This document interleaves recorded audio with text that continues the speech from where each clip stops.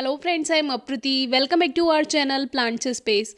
Viewers को एक confusion है येलो टिकोमा की फ्लावरिंग को लेकर, तो आज हम वो भी दूर करेंगे और साथ ही अपने जो प्लांट है हमारा टिकोमा का, उसको सही शेप कैसे देनी है और कैसे उसकी हाइट बढ़ानी है, ये भी बात बताएंगे। तो सबसे पहले आपने रोड साइड में देखे होंगे टिकोमा के प्लांट्स या फिर डिवाइडर पे देखे होंगे टिकोमा के प्लांट्स, जिसमें आजकल बहुत अच्छी फ्लावरिंग हो रही है। जबकि अभी जनवरी चल रहा है और हम तो आपसे कहते हैं कि जनवरी में टिकोमा फ्लावरिंग नहीं करता है क्योंकि इसका डोरमेंट सीजन होता है। तो उसका भी एक रीज़न है।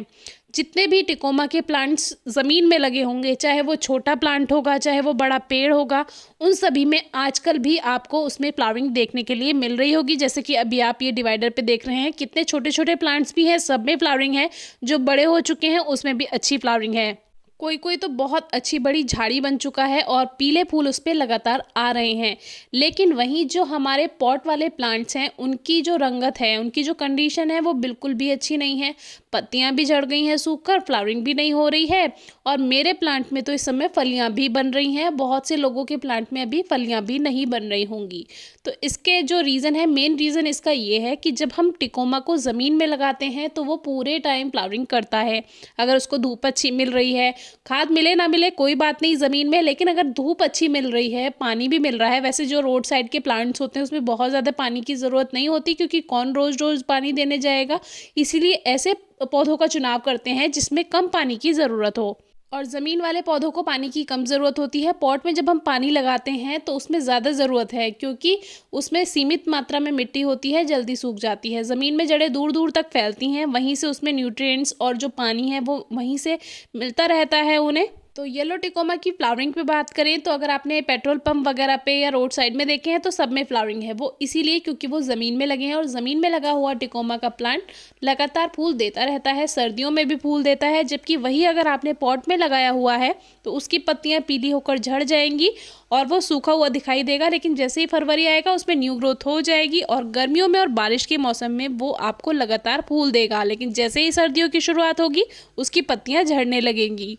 तो ये पॉट वाले प्लांट्स में कॉमन है, इसमें कोई परेशानी की बात नहीं है। तो ज़मीन में लगाएंगे तो लंबे समय तक प्लांट फ्लावरिंग करेगा, और पॉट में लगाते हैं तो सर्दियों में वो फूल नहीं देगा। दोनों प्लांट आपको दिखा दिए हैं, दोनों ही जनवरी की ही शूट की हुई वीडियो है। और अभी जो हमारा पॉट वाला यानी ग्रो बैग में जो हमने प्लांट लगाया हुआ है उसकी हम प्रूनिंग कर देते हैं। वैसे तो अभी जनवरी है और प्लांट्स की प्रूनिंग मैं आपसे फरवरी में बोलती हूँ, लेकिन अभी मुझे थोड़ा सा काम को अपना हल्का करना है, इसीलिए मैं अभी से कुछ प्लांट्स की प्रूनिंग करने जा रही हूँ और वो आपसे टाइम टू टाइम शेयर करती रहूँगी। तो आज मैंने अपने टिकोमा प्लांट की कटिंग कर दी है, जिसमें मुझे अपने प्लांट को अच्छी हाइट देनी है। शुरू में आप लास्ट ईयर की वीडियो चेक कर सकते हैं, शुरू में मैंने इसकी हार्ड प्रूनिंग की तो नीचे नीचे इसकी शेप बनती रही।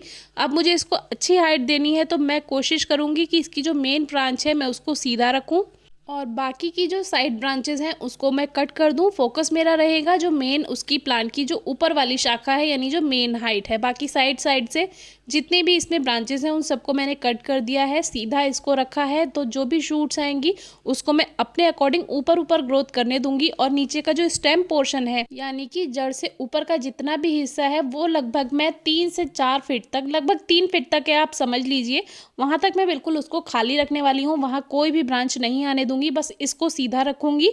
और अभी इस पे फलियां भी है, इसलिए भी मैंने हल्की ऊपर से प्रूनिंग इसकी नहीं की है, लेकिन बस इसका जो स्टेम पोर्शन है इसको ही मैं रखने वाली हूँ अभी फिलहाल, और ऊपर की टहनियों को ऐसे ही ग्रोथ करने दूंगी। तो इससे क्या होता है, प्लांट की हाइट बढ़ती है।